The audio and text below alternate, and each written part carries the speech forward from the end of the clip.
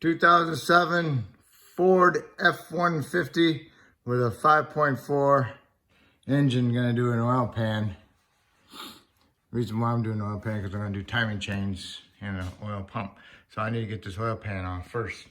So what you need to do is jack it up, support properly.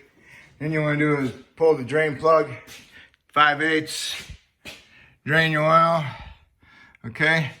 And then you need, while that's draining, you need to take this cross member bar off. That's an 18mm nut, and there's 4 of them, and 15mm bolt. Like that, with the 15mm head bolt, okay? There's 4 of these, so you need to remove those so you can get that off.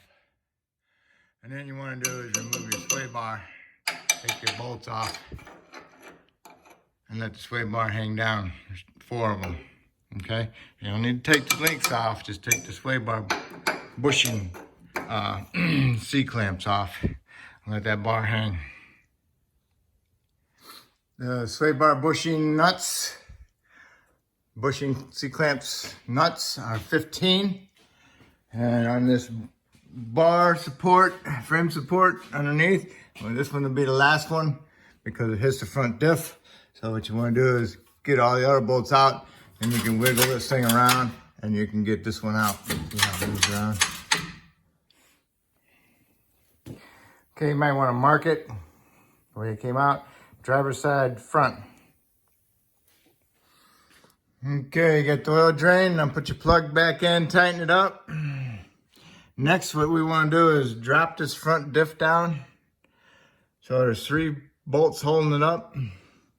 One here. And one there. Those are 15s. And then there's another one. Where does it be? Where does it be? Hold on. All right. Now it's right up. See the front cover? Gearbox, steering rack, I mean. There's the bolt next to the steering shaft. Okay, I got it out, or loose anyway. I went with a long extension, 3/8 up to here. Put my impact on it and got it loose. So now I'll remove my extension from my socket and I'll take that bolt out of there. Hopefully it comes out. Otherwise, I might have to take the other 2 bolts out and wiggle the differential around so I can pull that bolt out. Okay, that bolt hit the steering shaft. So what I did was I dropped the steering rack a little bit. I took the 2 bolts out for here. It's an 18 nut, 18 bolt. 18 nut, 18 bolt. And then there's a 24mm nut that goes on this and this. And you can remove this bracket. This is what the bracket looks like. Okay, it fits up in there like that. Okay. So now you can pull the rack down a little bit to get access, to get clearance in there. And then I can pull my bolt out. Okay, so I had to jack up my differential just a little bit. I got the other 2 bolts loose, but I don't have them out. So now I can jack it up a little bit, so now I can pull that bolt out.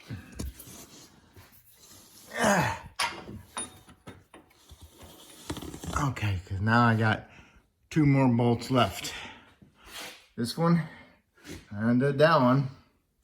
And then my nut fell on the floor over there. And I don't know about the other one. That's the same style or not. Okay. So now I can go over here and take this bolt out. And then take this one out and lower it down slowly. Okay, the differential drops about that much. Really don't drop much, but any little bit helps. It hits that. And it's still kind of into this amount a little bit. So if you want, you can pry the differential this way a little bit to clear that. Maybe get a little bit more, but then you're gonna lose your gap over here. So we're gonna leave it the way it sits, and we're gonna remove all of our oil pan bolts.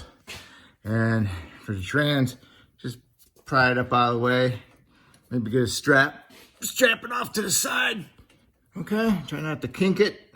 It's okay to put a little bit of bend to it, but you don't want to kink it, okay? And this is a thermal valve for your trans fluid.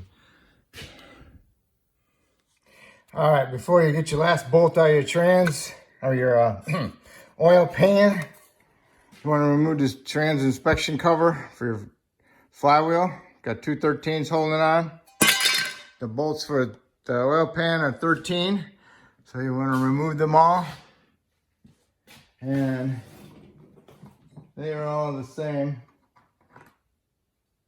bolts. So, turn the mine all out. Just drop down on its own. Now all I gotta do is see if I can squeeze it out. It looks like it's almost there. Look at that. So I got my cooler line bungeed out of the way, just like that, over there and coming around, all right? Then here's the oil pan. So I'm gonna get my 2 hands in there and I'll pull it down. And here's my pan that I'm gonna have underneath it to catch anything dripping. Okay. All right, here's my oil pan. Came right out. I had to wiggle a little bit around here and there. Okay, but it came out no problem. I'm gonna be pulling the oil pump out, so I need to take this pickup tube off of there all the way. But if you're not doing that, you don't have to worry about this step. Okay, it's got a 10 millimeter here, and it's got 2 8 millimeter bolts in the front going to the pump. So I need to remove those 3 bolts, and then this pickup tube will drop down, and I gotta make sure, keep an eye on my O-ring, see where that goes, or my seal, in other words. All right, here's the pickup tube. Remember, they had 2 8s and a 10, and you can lower it down. Make sure you keep an eye on where that seal goes. Okay, where it went. Because it stays on there. Make sure you put a new one on there when you go back together.